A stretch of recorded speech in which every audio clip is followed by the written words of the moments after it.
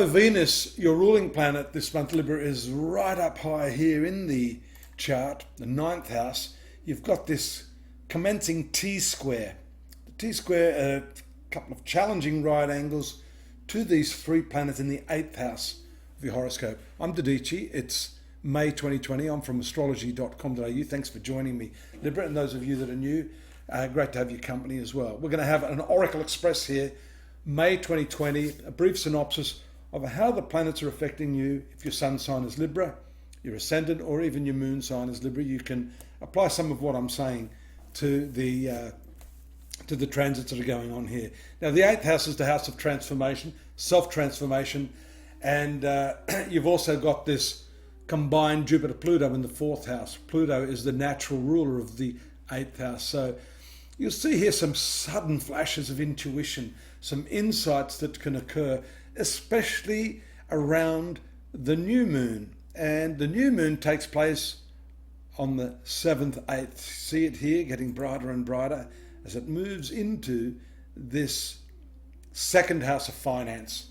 Now, apart from the insights you gain spiritually, psychologically, and in your relationships, these two houses here, the second house and the eighth house, are all to do with money and how you conduct yourself in business, how you negotiate. That may be more to the point when the moon transits into this third house here, as you can see on the 8th. Then it makes an opposition aspect to your ruler here in the ninth house of good fortune, travels, higher education. Moon for you is a career planet ruling the 10th house of Cancer.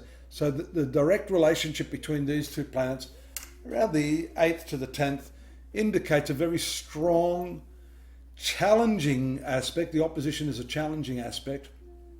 But in some ways, if we look at the Eastern philosophy of astrology, this can bring some very, very good opportunities.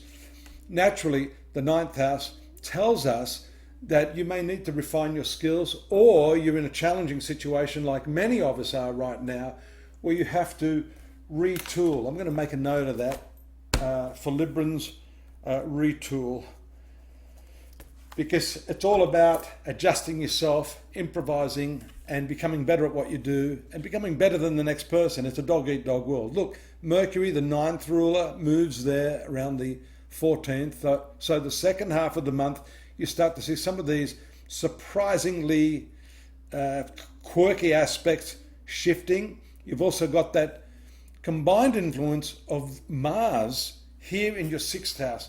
That's going to be activated with the conjunction of the moon on May 15th.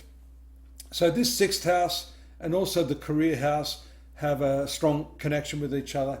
You have to be a little bit careful not to react to your co-workers. You may have some confusing sorts of directives. You won't know whether you're Arthur or Martha. That's the Moon and Neptune combination. Also in the right angle here to the North Node and Venus, your ruler. So you may be a little bit out of step. You may have a certain way of doing things. The people you're working with may have a completely different way of doing things. And it may not be until the 18th when the moon shifts into this seventh house that you can start to, get back on board. Also, there's a nice sextile aspect there from your career planet to Venus and Mercury. Now, maybe a spanner in the works as the moon does that square aspect here on the 20th, 21st. Then you see it moving into its exaltation sign here. That's also very, very good, but maybe something very surprising to you that occurs on I'm trying to have a look there, 22nd, as it passes over Uranus. There at the same time, some nice aspects from the sun. 21st, it makes a move into that ninth house. And then you're going to see the new moon also take place here on the 23rd. So all of these favourable aspects from the cleansing, transformative Pluto-Jupiter combination, there it is there. Look at that. So this is the opening up and the commencement of new levels of understanding for you, Libra. You have to be open enough to latch on to what it is you can learn now. It's all to do with learning, expanding your mind, expanding your spiritual insights. The new moon gives you the opportunity to turn over a new page and to commence that new phase in your life.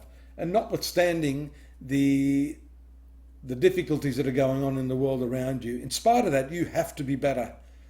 the moon escapes this, what we call serpent yoga. That is everything contained in one hemisphere of the zodiac. It's all very outward bound this month. And there again, we see the planet of career moving through its own career place with an excellent 11th house transit around the 28th, bringing with it some profits, bringing with it some gains. If you've been waiting on some information from an employer, from the people that you work with, there it is, a likely time. And there may be some tension associated with that because you've had that square aspect from Taurus there, the Uranus to the moon there in that area. But that's something that I think will push you on to not sort of hang around waiting for people to make their decision, but rather for you to let them know what you think. And that's also shown by that incredible transit of Mercury into your 10th house there on the 30th. It stays there, it captures your attention for a couple of days. That is where you're going to need to put a lot of your intellectual energy. You notice it moved from this 9th house of learning, being the ruler of learning and education, skill sets, core competencies, there in your 10th house. Something good can come out of that, but you've got to speak up. You've got to speak your mind, Libra. If you've got something you feel you're good at, no one's going to know unless you throw your hat in the ring. So the end of the month is all about putting your hand up and letting everyone know that you're capable enough to do something new, do something valuable, and to lift your reputation at the same time. I invite you to come over to astrology.com.au. I've got the weeklies there ready for you. I've been doing them every week now. I've got the daily readings. And of course, we've got the larger 3,000 words I've written for you on 2020. What's happening? 2020 vision, I call it. So pop on over there, drop me a line. Of course, subscribe so you can be kept up to date with what's going on here. And by all means, if you need a more detailed analysis for some sort of quirky problem, drop me a line and we can organise that for you. Take care, stay safe, and I'll see you next month. Bye-bye.